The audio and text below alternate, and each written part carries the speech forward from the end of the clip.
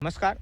आज hard cutting का ये दूसरा पार्ट है। पहला पार्ट जिसने नहीं देखा है वो चैनल में जाके आगे देख सकते हैं। तो फिर से बता रहा हूँ, हार्ड कटिंग उसी को ही लेना है जिसको फंगस ज़्यादा है, प्रोडक्शन कम आ रहा है, उसकी जाड़ी बहुत गीच हो गई है और मतलब सूखी डाली भी ज़्यादा हो।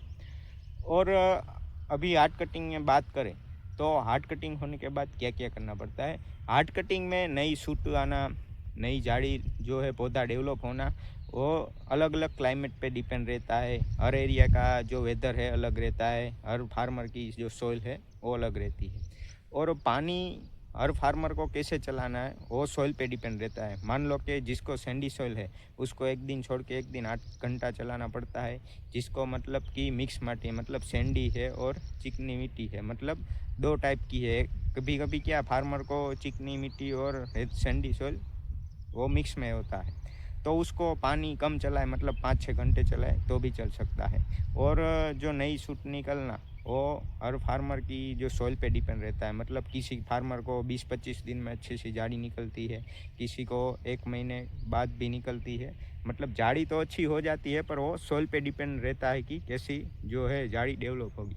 तो अभी आप जो ये देख रहे हो तो इसके क्या है 46 दिन हुए, मतलब 46 दिन हो गए हैं, तो झाड़ी भी अच्छे से डेवलप हो गई है। तो इसमें क्या क्या करना पड़ता है बीच में, तो ऐसा नहीं है कि हर कोई मतलब कि यूरिया दे रहा है, 19-19 दे रहा है तो हमको भी देना पड़ता है। वो अपने सॉइल पे डिपेंड रहता है। कभी क्या है किसी फार्मर की सॉइल अच्छी रहती है तो उसको अपने आप सूट अच्छी सी आ जाती है। और जिसकी झाड़ी में क्या है पहले से ही थोड़ी जो सॉइल में है नेमेटोड का प्रॉब्लम ज़्यादा होता हो और अच्छी वाइट रूट ना हो तो उसको थोड़ी ट्रीटमेंट ज़्यादा करनी पड़ती है। मतलब कि बात करें तो फार्मर को अपनी सॉइल कैसी है उस हिसाब से है वो पौधे के लिए खाना की न्यूट्रिशन उस तरीके से देना है। ऐसा नहीं है कि दूसरे लोगों ने दे दिया तो मैं भी वो दे दूँ।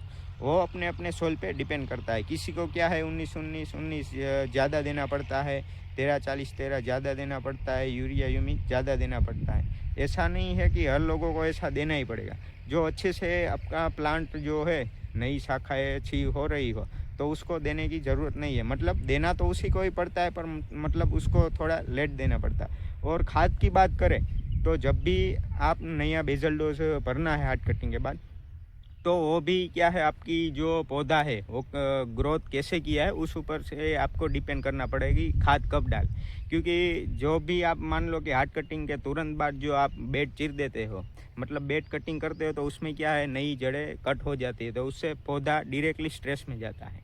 तो उसको ऊपर से ऐसे में जो वीडियो में दिखा रहा हूँ ऐसी अच्छी झाड़ी डेवलप हो गई है उसके बाद ही बेड कट करना है। जो आप आगे आगे से ही बेड कट कर लेंगे तो उसमें क्या होगा कि आपकी जो पौधा है वो अच्छे से ग्रो नहीं कर पाएगा। क्योंकि जब भी आप बेड कट करते हो तो उससे कम से कम 10-15 दिन है वो वाइट रूट नई जड़ें आने में दिक्कत हो जाती है। क्योंकि 15 दिन लग जाते हैं कि आपका जो पौधा है फिर से रिएक्टिव में आता है।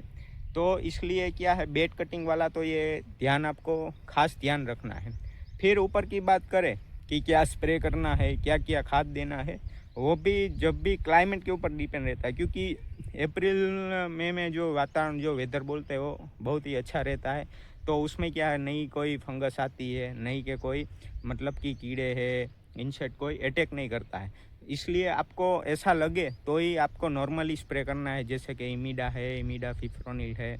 या आपको बहुत ही ज़्यादा अटैक है तो भी आपको हेवी थ्रिप्स के मॉलिक्यूल यूज़ करना है, वरना तो आपको नॉर्मली थ्रिप्स या फंगस में चल जाएगा।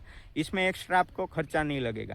तो ये इसमें एक अच्छी बात है कि जब भी आपकी डाली डेवलप हो रही होती अप्रैल है मई में, तो उस समय क्या है कीड़ों का अटैक कम लगता है। लेकिन जब भी आपकी जो नई शाखाएँ डेवलप होगी, आपको नई सीजन लेनी है, तो उसमें क्या है आपका जो खाद है उसका मैनेजमेंट अच्छा करना पड़ेगा।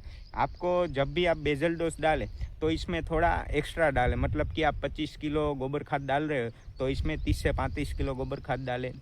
और डीएपी 300 ग्राम डाल रहे हो तो वो भी 400 ग्राम डालें। पोटाश 100 ग्राम डाल रहे हो तो 150 ग्राम डालें।